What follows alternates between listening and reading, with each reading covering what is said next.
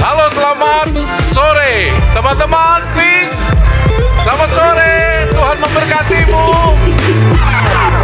Yesus sayang padamu. Yang ada sukacita silakan berdiri lalu kasih tos, high five kepada kanan kirimu. Tos sambil bilang Jesus loves you, Jesus loves you.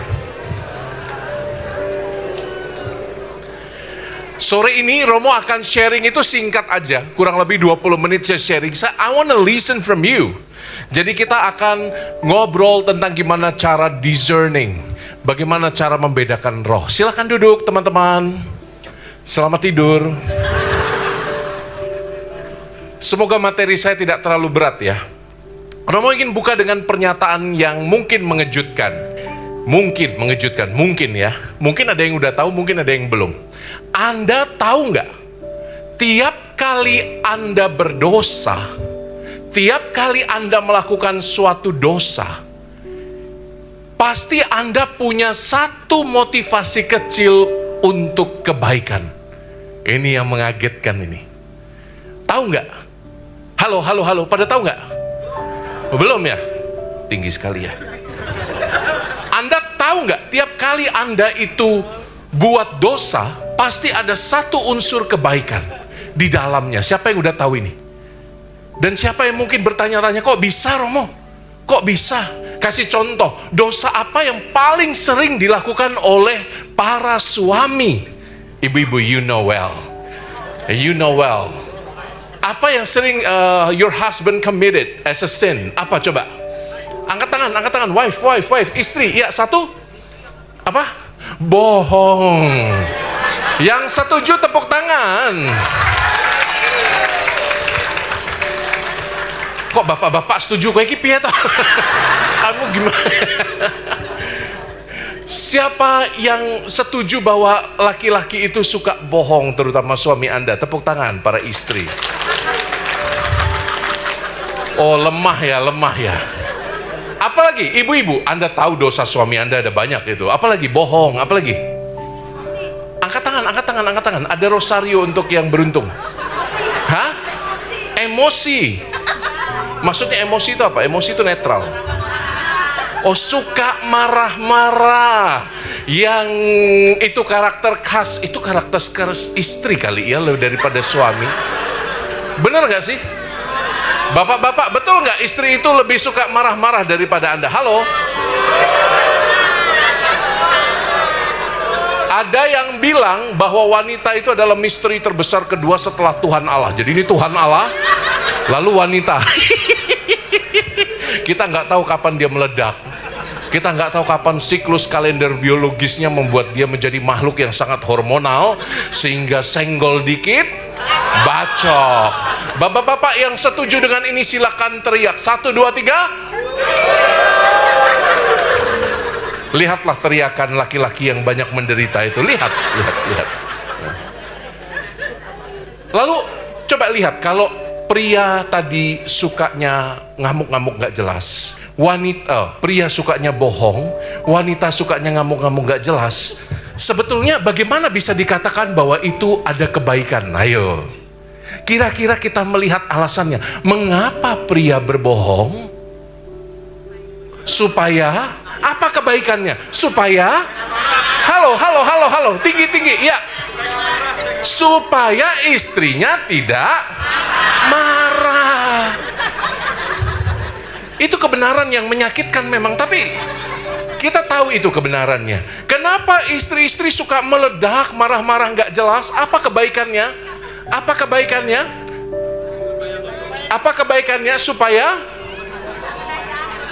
Supaya coba kita dengar dari para istri dulu. Supaya apa, Tante?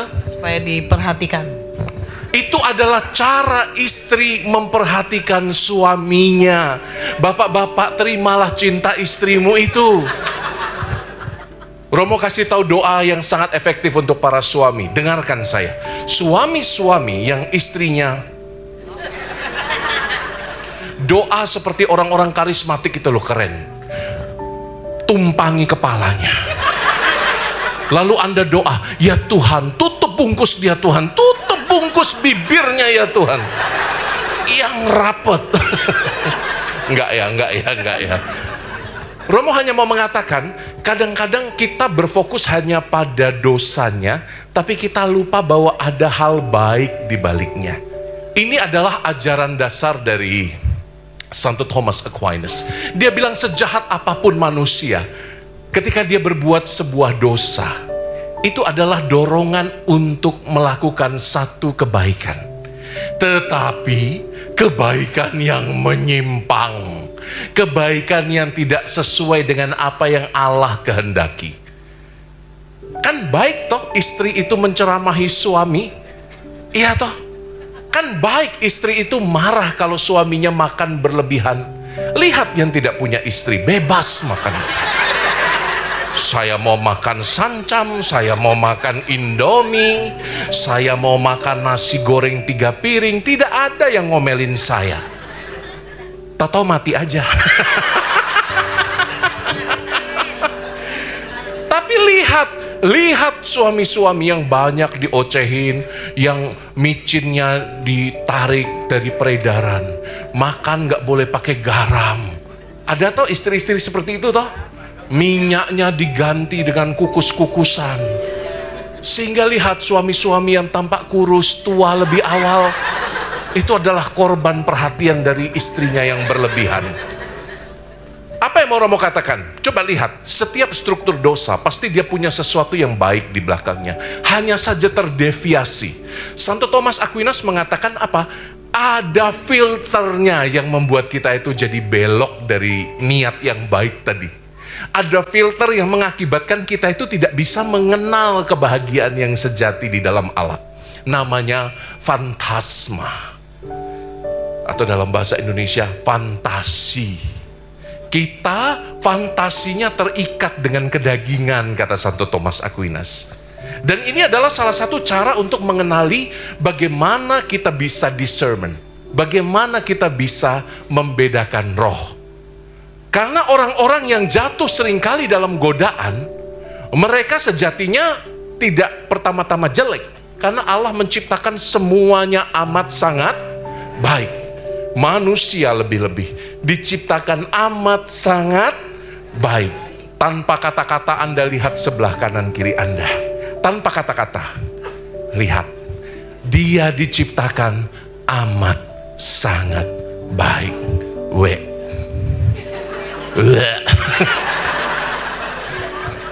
Coba yang kenal sebelah kanan kirinya, kamu diciptakan dengan amat sangat baik. Katakan.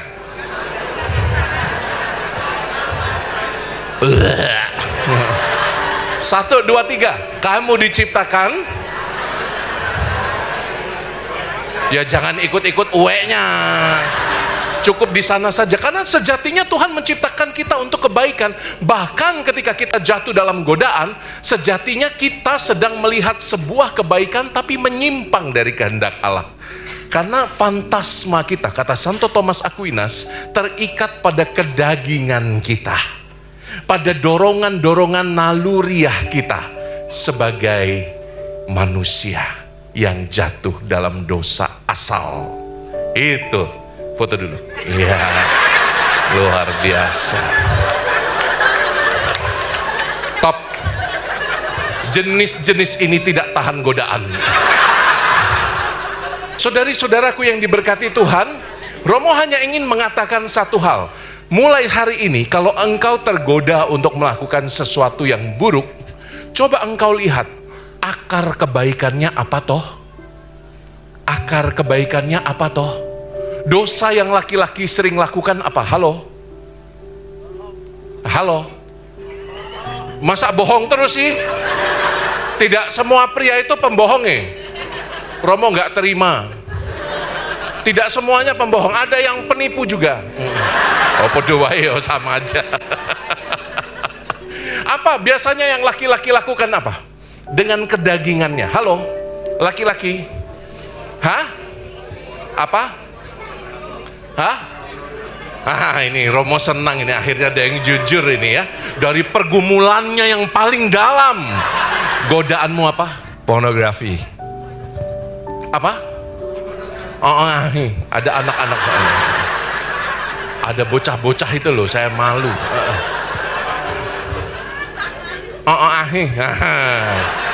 Romo mau tanya sekarang, siapa di antara para pria di sini yang pernah melihat angkat tangan. Tangan tinggi. Ih, kamu orang nggak jujur, sebentar kita doa dulu ya.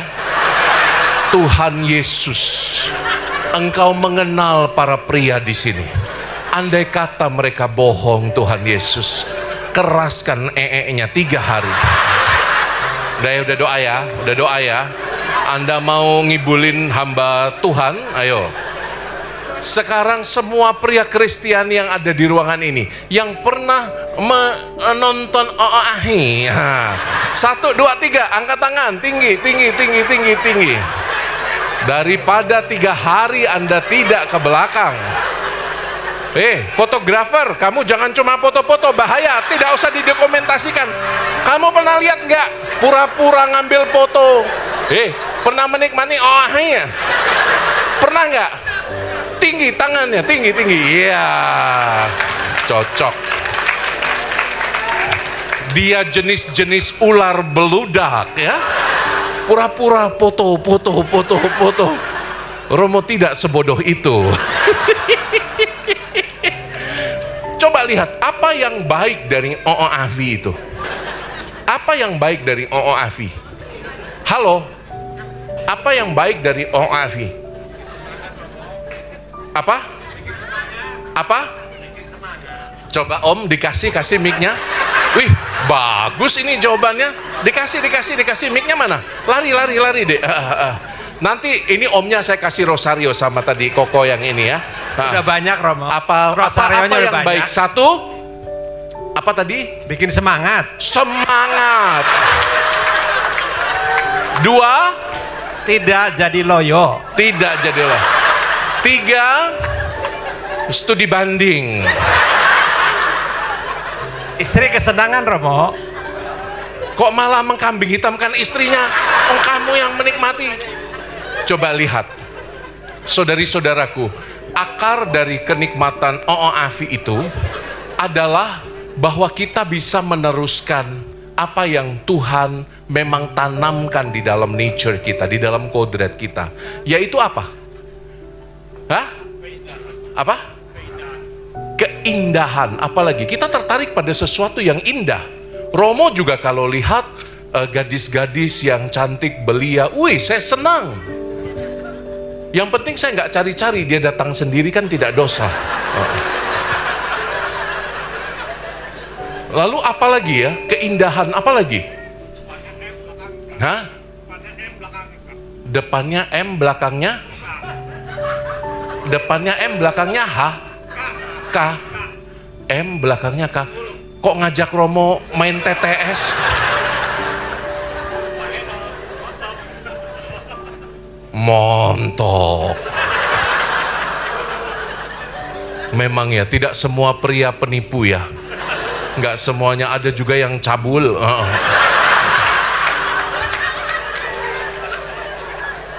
Apa sih dorongan kita itu untuk passing our genes? Apa?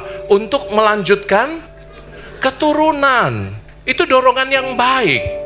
Dan kita sedang mengutilisasi itu pada saat kita melihat Afi. Ngerti nggak? Pasti ada satu sisi yang baik. Walaupun tidak bisa menjustifikasi bahwa itu baik, tetap dosa.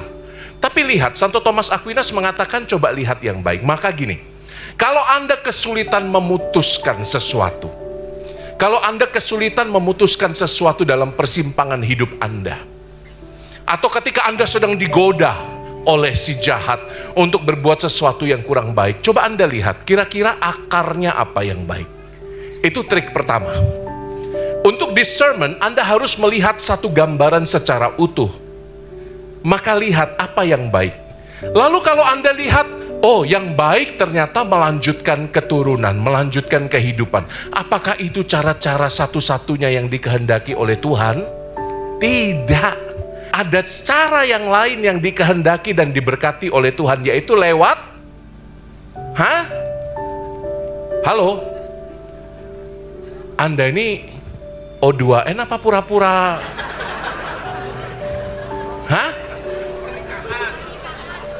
Lewat apa melanjutkan kehidupan? Halo? Lewat imamat? Skandal nanti.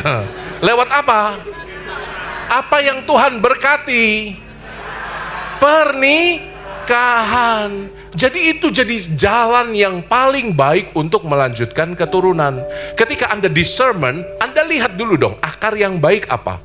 Lalu Anda mulai bertanya, Tuhan, apa yang Tuhan mau? Apa yang Tuhan kehendaki? Supaya fantasi Anda tidak mengambil alih keputusan-keputusan instan. Apakah cukup dimengerti? Ini teknik discernment sudah sejak lama ini. Merasionalisasi, bertanya tentang apa yang baik. Yang kedua, Romo seringkali mendapat pertanyaan, Romo, kalau saya ini sudah baca kitab suci, saya sudah melakukan refleksi, saya sudah menulis semua pergumulan-pergumulan batin saya, Romo, tapi saya tetap tidak menemukan apa yang Tuhan mau dalam hidup saya. Lalu saya harus apa, Romo? Jawabannya gampang.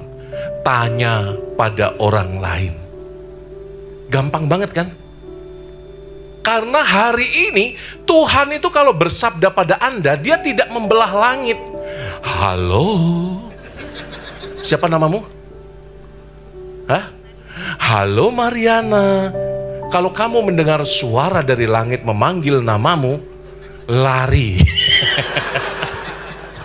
Oke. Tuhan bersabda tidak seperti zaman para nabi-nabi. Dia bersabda hari ini lewat Roh Kudus yang bekerja di dalam diri orang-orang jemaat beriman yang lain. Apa kunci yang kedua untuk discernment? Komunitas.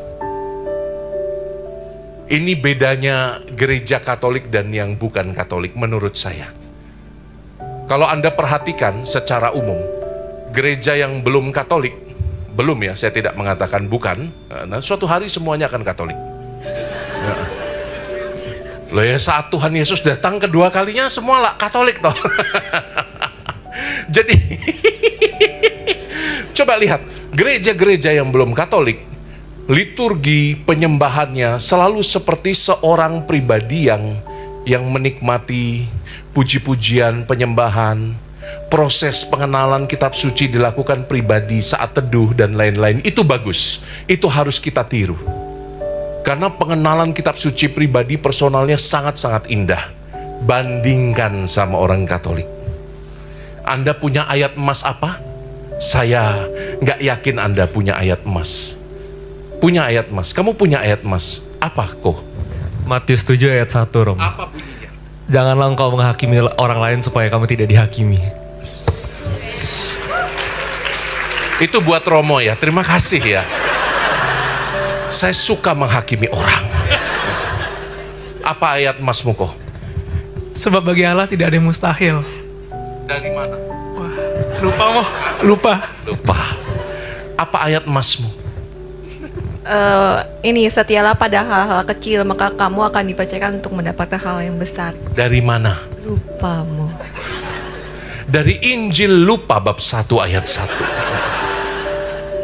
Tidak semua dari kita mengenal loh dengan baik. Tapi bahkan pengenalan personal yang sangat dalam terhadap firman Allah itu harus diafirmasi oleh komunitas. Itu pesannya. Ini juga pesan Romo kepada komunitas-komunitas karismatik yang seringkali berbahasa roh. Syara bara pahadada.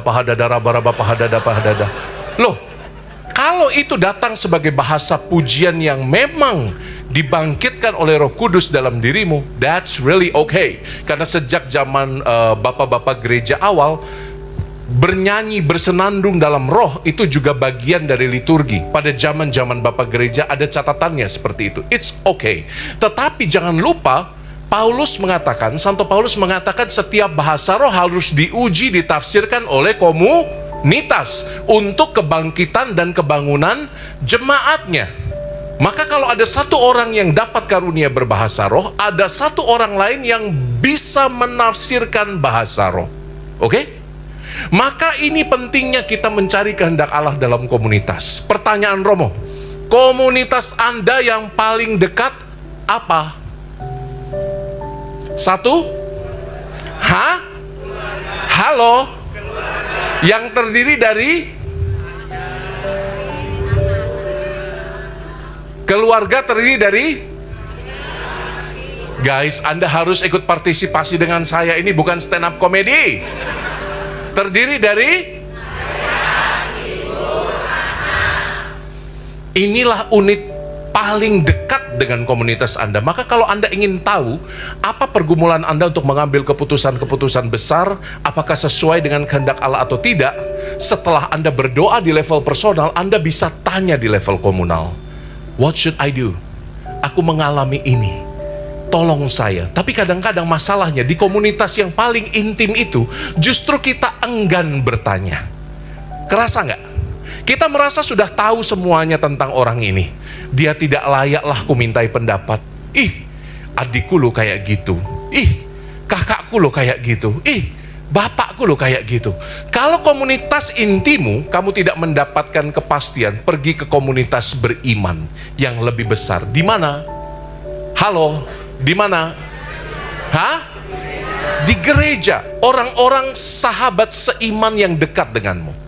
Di sini ada nggak yang punya sahabat seiman? Angkat tanganmu.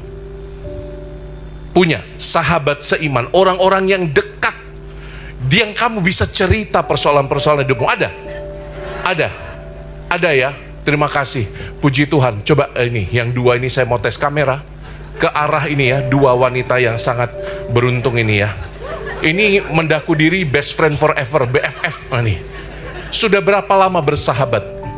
3 tahun, Romo. 3 tahun. Kamu tahu segalanya tentang dirinya. Mungkin. Saya tes ya. Romo siapa yang dia suka? Romo Koko.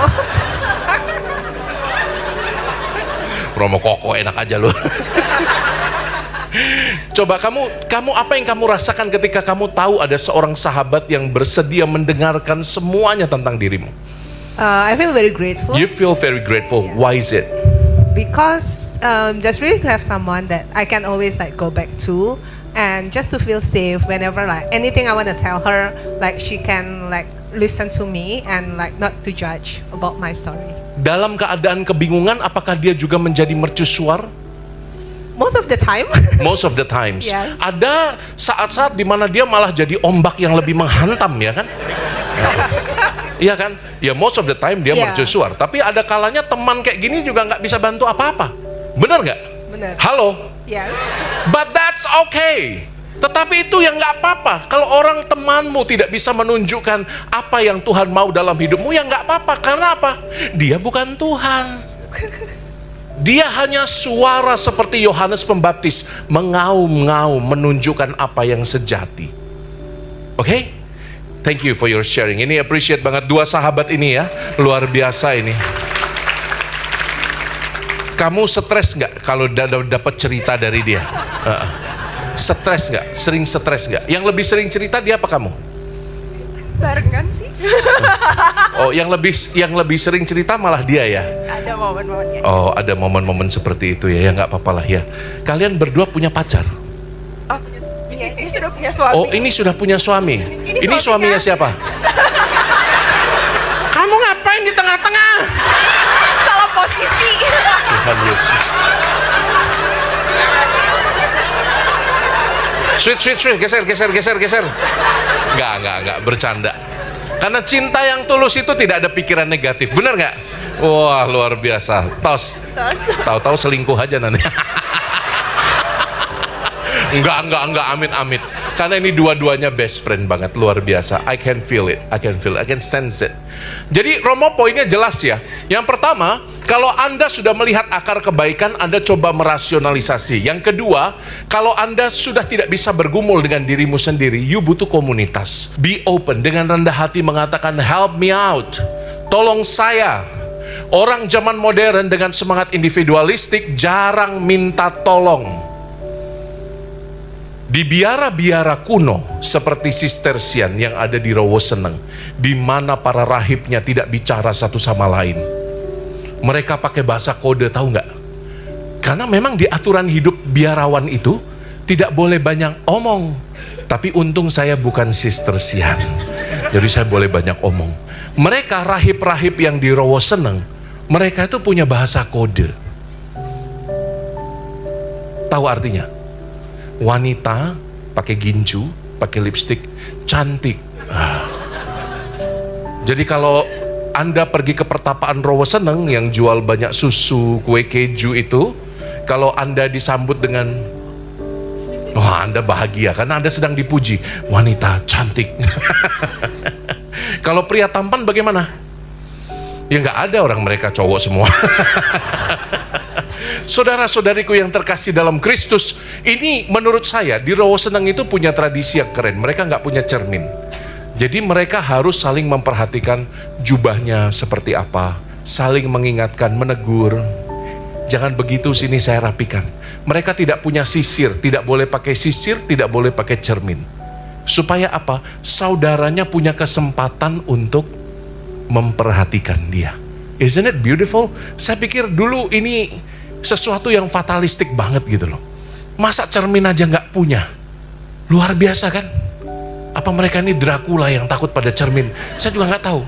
Tapi cermin aja nggak punya, sisir pun tiada. Apa nggak lebih ngenes daripada kami yang biarawan-biarawan pada umumnya, ya kan? Sudah nggak punya istri, nggak punya cermin, nggak punya sisir. Kasihan sekali hidupnya. Tapi itu kesempatan komunitasnya untuk mengingatkan dia. Mungkin baik kita kadang-kadang seperti itu, berani meminta bantuan, berani meminta tolong. Ini event yang sangat bagus untuk mengingatkan Anda. Hai orang-orang Jakarta yang seringkali individualistis, merasa bisa melakukan segala sesuatu sendirian. Aku bisa, ujungnya aku stres. Mungkin ini peringatan yang baik untuk kita semua. Oke? Itu poin kedua. Dan poin terakhir sebelum kita tanya jawab.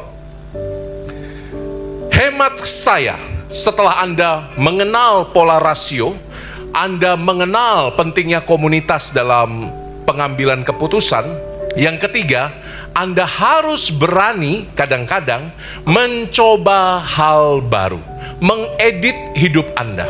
Karena hidup kita itu tidak selalu linear, saudari-saudara. Hidup kita itu bisa naik, bisa turun, bisa kacau kayak benang kusut. Dan kita butuh keberanian untuk mengedit. Banyak orang gagal maju membuat keputusan karena keyakinan-keyakinan yang menjadi bias dia di masa lampau. Oh, dari dulu jalannya kayak gini udah oke kok, ngapain saya harus berubah? Oh, dari dulu jalan yang paling baik untuk solusi A adalah solusi B. Ngapain saya berusaha mencari solusi C, D, atau E?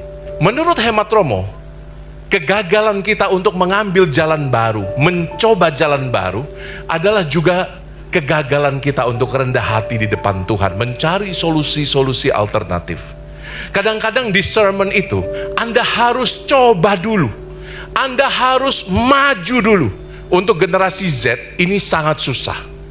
Gen Z sangat susah, karena mereka takut salah. Dari kecil, tuntutannya Gen Z begitu tinggi. Informasi yang mereka dapatkan begitu banyak. Sehingga mereka nggak mau salah. Akibatnya apa? Mereka cenderung stick pada apa yang sudah baku, sudah protokol, tidak mau mengambil resiko.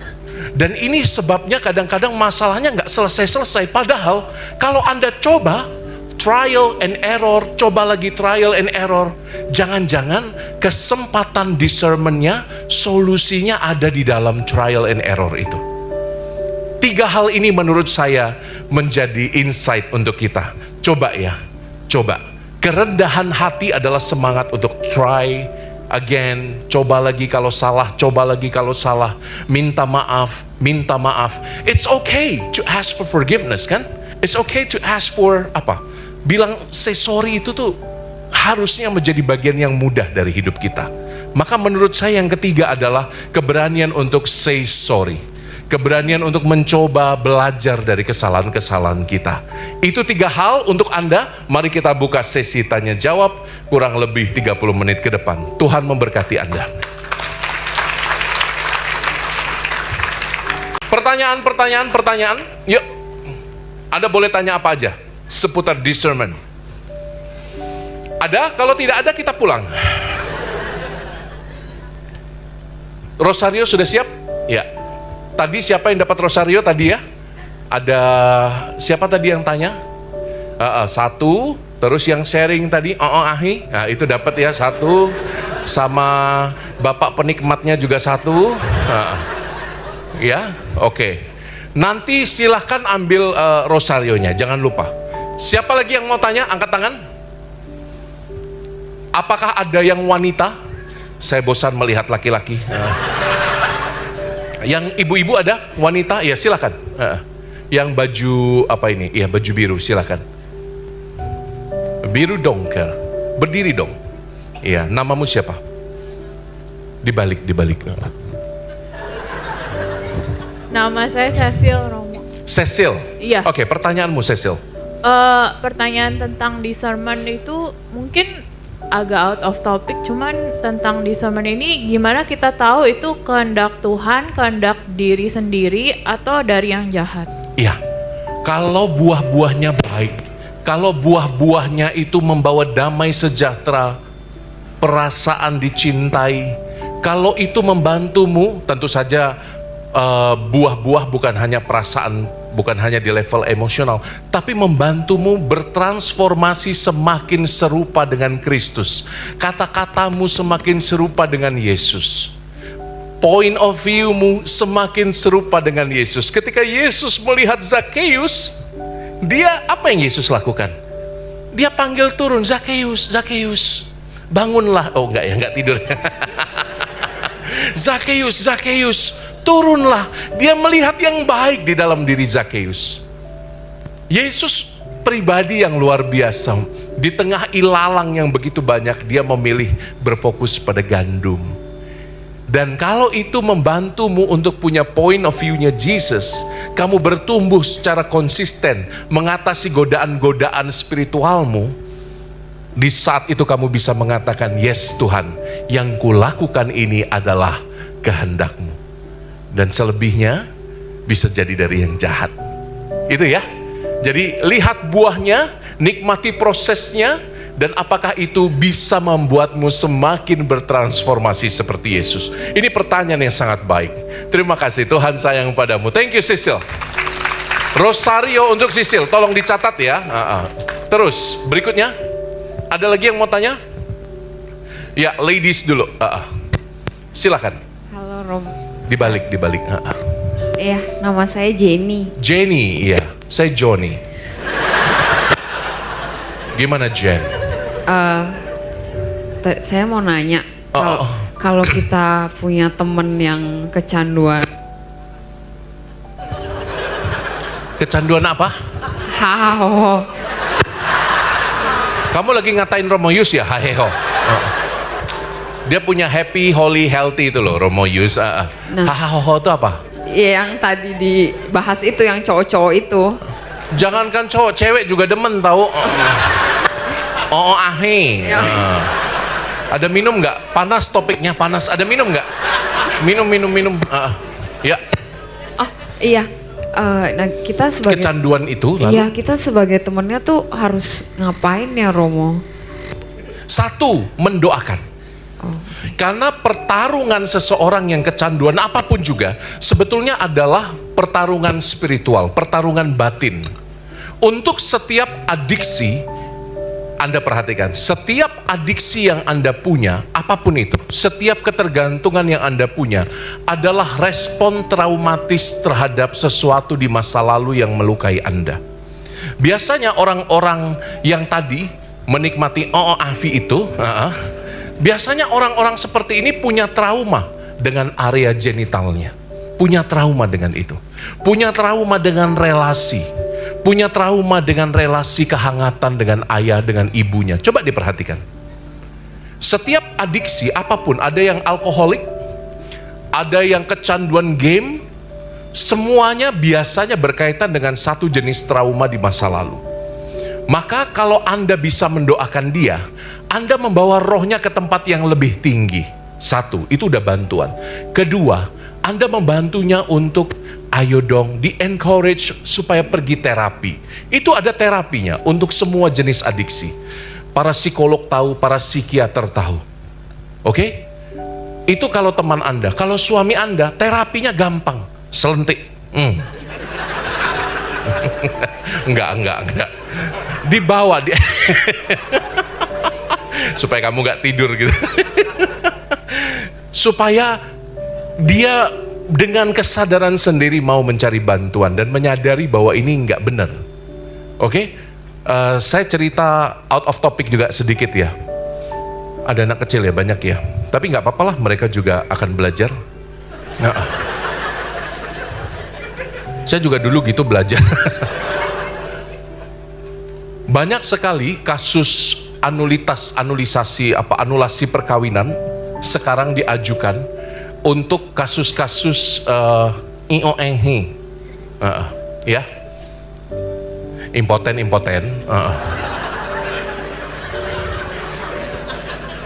Kalian ini O2N banget sih ah. Banyak sekarang anulasi dimintakan karena ternyata si pria sudah lama teradiksi OOAVI. Akibatnya EOHE. Sehingga ketika menikah baru ketahuan tidak bisa. Karena secara psikis dia tidak mampu, dia terlalu addicted dengan itu. Sehingga istrinya tidak lagi menarik bagi dia. Lalu anulasi dimintakan. Sekarang rising numbersnya itu. Maka untuk Anda yang tadi bilang OAH itu baik, itu untuk membuat bersemangat. Itu gara-gara itu banyak pernikahan hancur tahu. Jadi Romo hanya ingin mengatakan coba minta terapinya. Ajak terapi.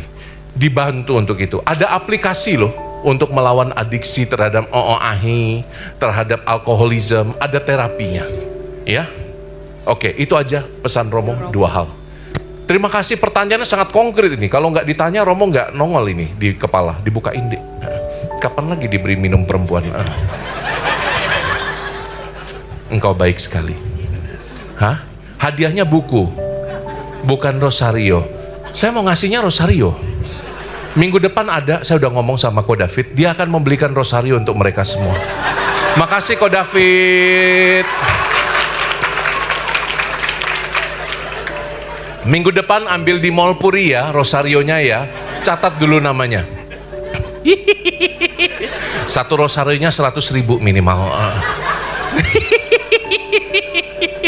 Oke, silakan pertanyaan berikutnya. Ya, sekarang yang bapak-bapak boleh, yang pria-pria Kristiani, silakan. Ya, siapa? Baju putih. Yuk, langsung yuk bergerak. Mana ininya? Usher. Mik. Ini, yang baju putih. Ya. Namanya siapa, Ko? Namanya Nixon Mo. Jadi Nixon. Iya, Nixon. Nixon. Ya. Nama presiden ya. Luar biasa. Iya, Pak Presiden, silakan. Gini Mo, sebenarnya saya cuma pengen tahu, sebenarnya kan discernment itu kan semacam kebijaksanaan buat ke kita juga kan. Nah, aku pengen tahu aja sih salah satu lowest point Romo yang gimana Romo bisa melihat itu jadi salah satu discernment Romo juga ke depannya biar Romo bisa menjadi pribadi yang lebih kuat lagi, lebih bijak lagi. Salah satu lowest point saya adalah ketika saya discernment mau lanjut imamat atau tidak. Saya sudah menerima surat tabisan imamat, boleh melanjutkan dengan tabisan imamat. Happy dong? Saya enggak, saya pusing. Karena apa? Saya berpikir tentang orang tua. Saya anak paling tua. Adik-adik saya waktu itu masih bergumul karena papa saya kalah judi habis-habisan. Adik-adik bekerja mulai dari nol, tidak punya modal. I was thinking about leaving the priesthood. Saya tinggalkan panggilan aja deh. Karena saya masih nggak mantap. Saya memikirkan mama saya, papa saya, siapa yang ngurus. Lalu saya bimbingan rohani dengan orang yang saya percaya, pembimbing saya. Bolak-balik tidak tenang. Saya doa pribadi baca kitab suci. Pas buka kitab suci, ikutlah aku. Jangan menoleh ke belakang. Saya tutup lagi kitab sucinya. Tetap tidak tenang hati saya. Lalu saya coba cara ketiga, trial and error itu. Pembimbing saya bilang, ya udah, kalau kamu masih nggak mantep, ya kamu coba aja hadapi mamamu. Iya juga ya. Kadang-kadang kita lupa untuk menghadapi akar masalah itu. Kita nggak cukup punya keberanian untuk itu. Akhirnya saya minta waktu pulang ke kota kelahiran saya, berjumpa dengan mama saya. Kita duduk minum berdua. Minum ciu, enggak lah, minum teh. Salah Mo. Minum teh. Teh Prancis Hennessy. Enggak. Kita berdua minum teh. Lalu enggak teh beneran ini, teh beneran. Lalu apa yang terjadi? Mami saya ketika saya cerita, "Mam, saya sudah bimbingan bolak-balik tapi hatiku tidak tenang. Saya sudah baca sabda Tuhan dan otak saya tahu apa yang harus dilakukan. Saya nggak boleh noleh-noleh ke belakang, tapi hatiku tidak tenang, Mam." Maka pertanyaan ini ku ajukan kepada Mami. "Mami, saya nggak mau jadi pastor, Mami. Saya mikirin Mami besok gimana kalau tua." Apa jawab Mamiku? "Sio macannya keluar." Kamu itu bukan anak Mami lagi. Sejak kamu pakai jubah, kamu bukan anakku lagi. Sekali-kali jangan panggil aku Mami. Panggil aku Mam. Enggak, ini editan. Aku bukan mamamu lagi. Kamu tahu siapa mamamu? Mamamu itu Bunda Maria. Kamu jangan gak punya iman. Bunda Maria yang akan urus Mami. Saya malah kena semprot abis-abisan itu ya. Tapi di situ saya menangis di depan Mami saya. Mami saya tidak lulus SD. Kelas 3 SD Mami saya sudah jadi buruh cuci karena ayahnya harus dirawat di rumah sakit jiwa. Engkong saya. Maka cucunya kalau begini ya maklum ya.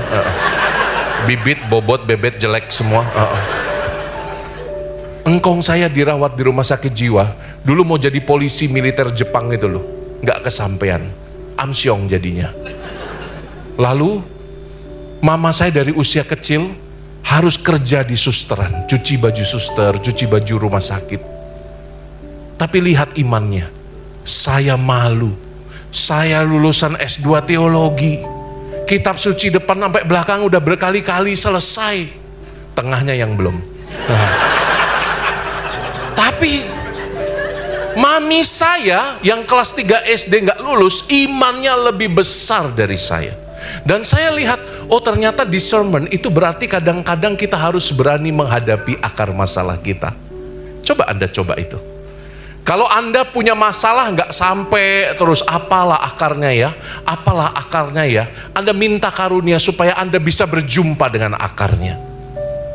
Kalau masalahnya hutang terus, jumpai debt kolektornya.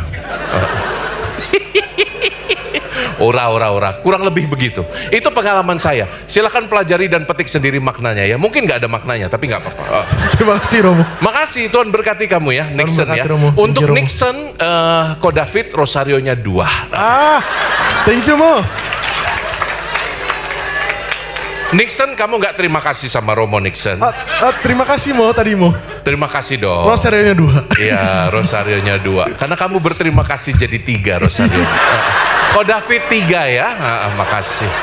Pertanyaan berikutnya ada lagi. Waktu kita sampai jam berapa ya Ko David? Sampai jam 6 ya? Jam 12. Saya cuma dikasih roti sepotong suruh ngomong sampai jam 12.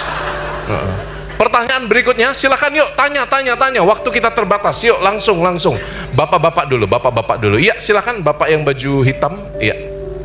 Romo kok mau nanya. Namamu siapa kok? Rexando. Rexando. Iya. Rex. T-Rex. Raja artinya Rex Regis. Iya, bahasa Latin. Mau nanya Romo, kalau dosa besar dosa kecil itu hukuman apa? Upah hukumannya itu sama dari Tuhan apa enggak? Sama kalau perzinahan yang dalam hubungan badan itu lebih gampang masuk kuasa gelap kiriman atau enggak ya?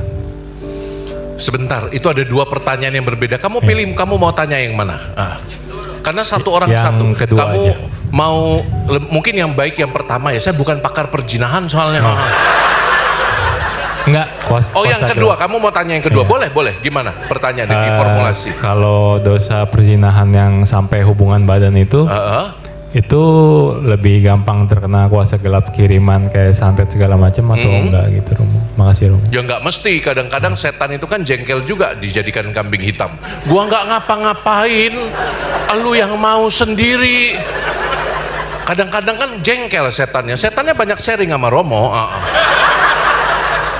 Gua nggak ngapa-ngapain kok disalahin mulu. Gara-gara setan nih, gara-gara setan. Padahal kita sendiri yang lekat pada kedagingan. Coba lihat ya, kadang-kadang gini loh. Betul ada kuasa jahat dan itu semua orang Katolik harus percaya dan amin. Kalau Allah menciptakan yang kelihatan dan yang tak kelihatan, maka Tuhan juga menciptakan selain malaikat, Dia juga Allah hanya menciptakan malaikat. Malaikat itu lalu memilih sendiri jalan yang buruk, memberontak melawan Allah, dan konsekuensinya mereka jauh dari Allah. Mereka tidak lagi menjadi makhluk yang penuh cinta. Mereka menjadi makhluk yang namanya iblis. Dan benar, iblis itu bisa menggoda, tapi ingat, dosa itu selalu butuh partisipasi sadar dari manusia. Syarat untuk sesuatu dikatakan berdosa, dia tahu, dia sadar, dia mau. Tahu bahwa itu jelek, sadar, dia dalam keadaan sadar. Kalau orang tahu tapi dia nggak sadar, pingsan, ya nggak berdosa. Dan mau, dia mengintensikan yang jahat. Kalau tiga-tiganya ini sudah masuk, itu dikatakan dosa. Maka untuk kasus perzinahan, tentu saja efeknya sangat merusak dan bisa jadi itu datang dari kuasa jahat. Tapi menurut Romo, sering-sering perzinahan dalam bentuk apapun, baik yang hubungan badan maupun yang hubungan digital, kan ada model selingkuh sekarang pakai WhatsApp, pakai VC, ada nggak? Halo, halo, ada nggak? Ya, dilap dulu itu anak muda itu, netes-netes itu loh. Coba dalam hubungan yang gelap jenis apapun, biasanya itu datang dari respons traumatik kita. Akarnya harus dicari semuanya. Romo-romo yang jatuh, Anda perhatikan kata-kata saya, romo-romo yang jatuh dalam hubungan cinta dengan perempuan atau dengan laki-laki, nggak tahu kan ya, itu biasanya dia punya respon traumatik tertentu yang menyebabkan dia begitu. Ada triggernya, ada sesuatu. Dan biasanya kalau dalam diri para pastor itu adalah pengalaman kesepian. Kalau dalam pengalaman orang yang berkeluarga, rupanya penelitian juga tidak jauh-jauh dari isu loneliness. Orang mulai tidak setia karena akarnya adalah kesepian. Orang bisa loh bersuami, beristri, tapi perasaan kesepian itu begitu menganga lebar. Yang merasakan hal ini angguk-anggukkan kepala saja. Benar nggak kata-kata Romo? Halo? Benar nggak kata-kata Romo? Kalau kami para selibat sudah sejak awal kami tahu itu resikonya, sehingga kami latihan untuk itu. Biaya selibat itu mahal, retret, rekoleksi, bayar semua itu. Supaya tahan nggak menikah itu mahal. Tapi Anda yang sudah menikah tapi merasakan kesepian yang begitu menganga, itu susah sekali obatnya. Ngerti ya? Ada momen di mana cinta itu padam.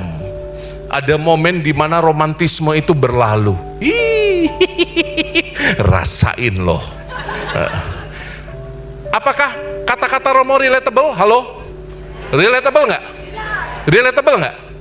Nah, jadi kadang-kadang selingkuh banyak faktornya.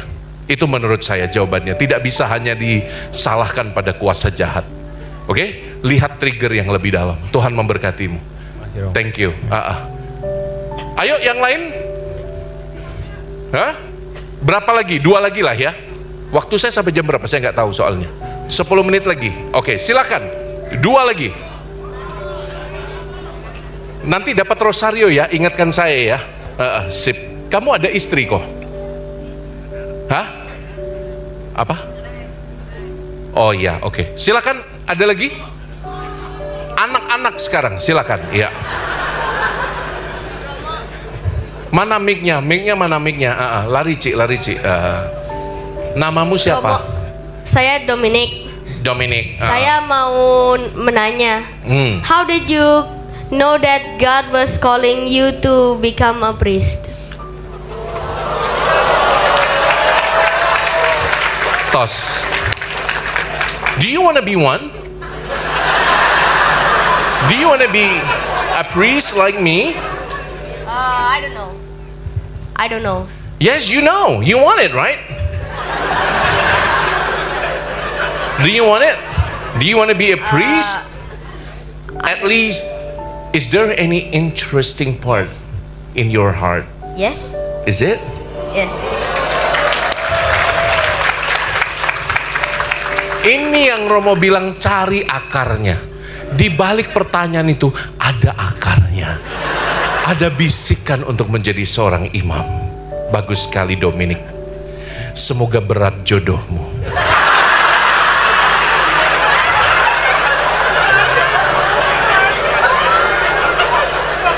Semoga patah tulang rusukmu.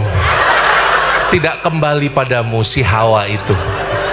Enggak, Romo bercanda. Enggak, batal Tuhan. Dia akan menemukan jalan pada saatnya, amin. Mau kawin bagus, anaknya 10. Mau jadi Romo bagus ya. Pokoknya apapun bagus, yang penting jalannya kekudusan. Melajang pun bagus. Being single is also good. Asal itu keputusan yang matang dan dewasa, oke? Jadi bagaimana Romo menemukan panggilan? How did I find my vocation? Vacation apa vocation? I went to Bali to know my vacation. Nah, untuk mengetahui panggilan Romo, Romo melihat teman-teman saya. Kadang-kadang panggilan itu munculnya karena kebersamaan. Sejak usia masih muda, I was 14 when I entered minor seminary. 14 years old when I entered minor seminary, and I wasn't happy. You know why? You know why? There is a special trinity in the seminary. Tahu, tempe, terong. That's the special trinity. Dibolak-balik, bacem, goreng, rebus, bacem, goreng, rebus, bacem, goreng, rebus. Tahu, tempe, terong, tahu, tempe, terong. I wasn't happy because I'm a good eater. Romo suka makan enak, tapi tiba-tiba tahu, tempe, terong, terong, tahu, tempe, terong, tahu, tempe. Dibalik-balik menunya. I wasn't happy at that time, but I see the faces of my friends, my brothers in the seminary, and I started to realize there is something inside their hearts that makes them very happy living the humble, simple life we have. I feel the togetherness, sama-sama merasakan suka dan duka di seminari. Dan puncaknya ketika Romo manjat gunung, sama-sama hiking, naik gunung ke Lampung. I went to Lampung, and you know what happened? Mereka membantu Romo dan saya merasa sangat diberkati. Romo naik gunung, saya nggak pernah naik gunung seumur hidup, saya jaga toko biasanya. Menimbang gula, menimbang minyak, dan lain-lain. And you know what happened? Saya makan dengan banyak. Saya makan 3 piring sebelum naik gunung. Saya pikir naik gunung itu butuh energi banyak. Jadi Romo makan banyak sekali. Nasi goreng telurnya 4, 3 piring nasi goreng. Akibatnya apa? Baru seperempat naik gunung, sakit perut. Romo sakit perut. Ini serius, ini kisah nyata. Saya mau maaf. You know what to do, right? Urusan belakang nomor 2 itu.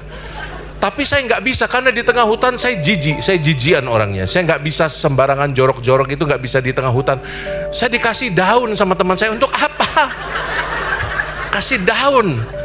Jadi Romo tahan, aku bisa.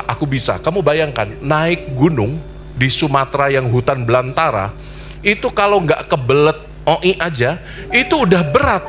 Ini sambil kebelet menahan urusan nomor 2 itu, saya naik gunung, manjat. Anda bayangkan betapa mulesnya.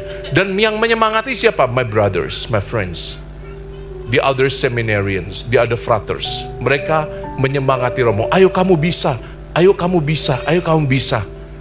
Dan Romo sudah happy, sudah sampai di puncak gunung. Tinggal 1 rintangan lagi. Apa itu?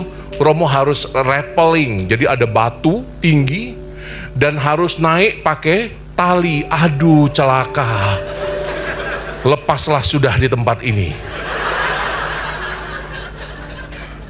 Saya masih kekeh, saya nggak mau. Saya harus bertahan, saya harus pulang untuk ke WC nanti. Akhirnya apa yang terjadi? Saya coba rappel.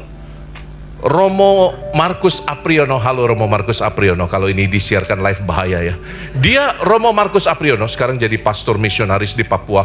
Dia yang menyemangati saya, ayo Koko kamu bisa. Dia dorong pantat saya. Wuh. Sebelah, jangan didorong. Jangan didorong. Dan akhirnya saya sampai puncak itu. Luar biasa ya. Dan bertahan loh. Sampai puncak itu bertahan. Tapi tidak lama. Di puncak itu ada satu puncak kecil. Kan udah gak tahan lagi ya. Luar biasa. Ini cerita apa ini ya? Bismillahirrahmanirrahim. Kamu sih nanya-nanya. Jadi Romo hanya mau mengatakan kadang-kadang kebersamaan bersama yang lain itu penting. Maka kalau kamu ingin jadi imam, do you want to be a priest? Find the other friends who have the same interest. Prayer, meditation, Bible. Oke? Coba. Tuhan memberkatimu. Pertanyaan terakhir. Siapakah yang sebelah sana? Romo belum adil ya kalau belum menyentuh yang sebelah sana. Ada pria berkacamata di sana ya. Tolong dikasih dong. Sudah capek belum? Udah bosen belum? Saya yang bosen. Yuk, namanya? Nama saya Angelo. Angelo, ya silakan Angelo. By the way, saya masih punya nomor Romo Koko pas masih di Palembang. Hah? Kamu punya nomor saya? Pas Fato masih, pas Romo masih di Fato di. Oh really? You met me when I was a brother? Yeah. Oh, that's cool. Di Palembang ya? 1. Oh, di Safris 1 ya? Ya. Wah, luar biasa. Kamu dari Bangau juga? Ya. Oh, luar biasa. Richard Lee juga dari Bangau, itu ya, angkatan saya. Sayang dia mualaf ya.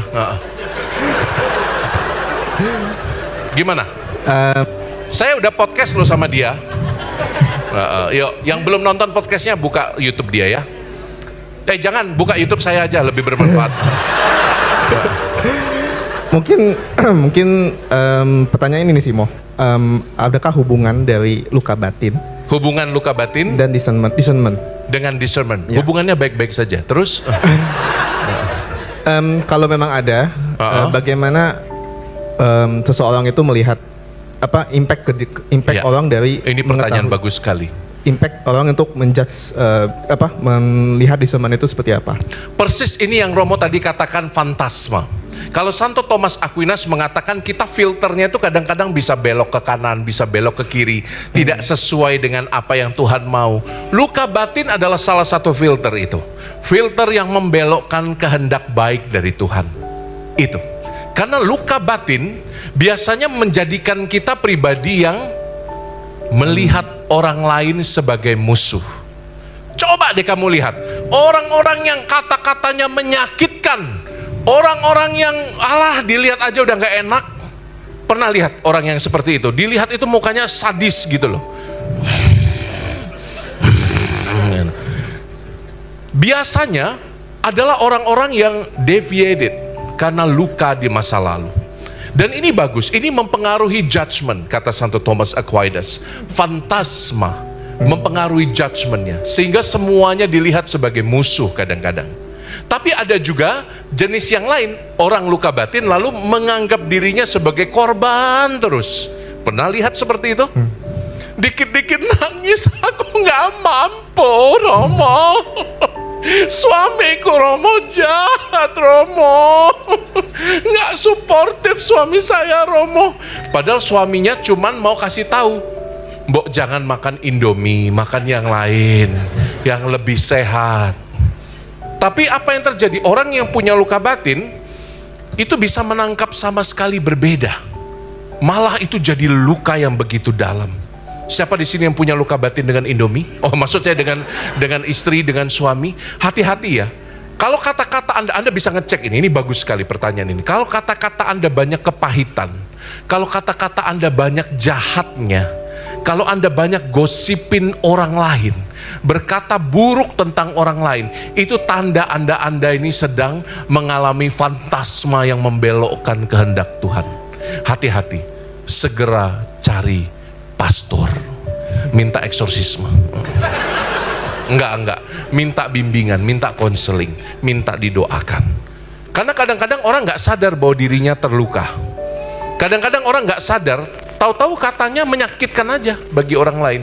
Siapa di sini punya teman yang seperti itu? Kata-katanya pahit terus. Coba angkat tangan. Ada nggak? Ada nggak? Tinggi. Yang merasa kok kata-kata dia kok pahit sekali. Ada nggak? Tinggi. Inilah korban-korban yang juga bisa jadi punya luka batin yang angkat tangan ini. Jadi jangan pikir bahwa Anda itu aman. Kadang-kadang respon Anda sebagai korban itu juga menunjukkan ada sesuatu yang tidak baik di dalam diri Anda. Hati-hati dengan itu. Sekarang ini zaman mentalitas korban itu membuat orang nggak bisa keluar dari pergumulannya. Itu catatan Romo tentang ini. Pertanyaan mau dielaborasi lagi? Mau didalami? Mungkin lebih ke, jadi lebih solusinya lebih ke luka batinnya dulu, atau mungkin solusinya ada dua menurut saya. Yang pertama, ada dua pendekatan psikologi yang keren. Pendekatan yang pertama dari Jung, Anda tahu ya, dari Freud, dari Jung, Carl Jung. Dia mengatakan luka batin itu datang dari masa lalu. Dia mengatakan luka batin itu sesuatu terjadi di masa lalu, impact-nya di masa sekarang. Jadi kalau kamu nggak happy di masa sekarang, lihat masa lalumu. Itu pendekatan pertama. Tapi ada pendekatan kedua. Pendekatan kedua namanya pendekatan etiologis. Pendekatan kedua ini bilang apa?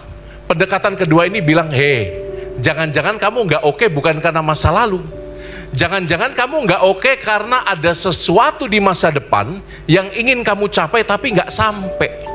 Contohnya, anak yang tantrum pengen beli mainan nggak dapet, akhirnya dia tantrum. Itu bukan karena masa lalunya buruk, dia tantrum karena dia ingin mendapatkan sesuatu di masa depan. Maka tidak semua hal yang namanya luka batin itu datang dari masa lalu. Coba Anda perhatikan baik-baik. Bisa jadi ini adalah respon Anda terhadap keinginan-keinginan yang tidak sampai. Makanya bagaimana solusinya? Kalau itu datang dari masa lalu, Anda terapi. Kalau itu datang dari masa depan, dari keinginan yang tidak sampai, Anda koreksi pakai rasio Anda. Itu menarik sekali. Pendekatan luka batin tidak selalu selamanya di belakang.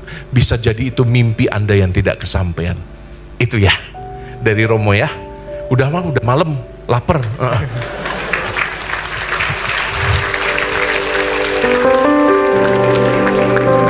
Discernment memang susah, tapi kita nggak putus asa kan? Discernment itu butuh rahmat, bukan hanya rasio kita. Kadang-kadang kita hanya bisa bilang, Tuhan, suka-sukamu lah, pakai hidupku, bantu aku melihat apa kehendak-mu lewat orang lain. Kadang-kadang doa simple seperti itu bisa berbuah manis untuk hidup Anda. Maka jangan lupakan kekuatan doa. Tuhan Yesus sayang padamu.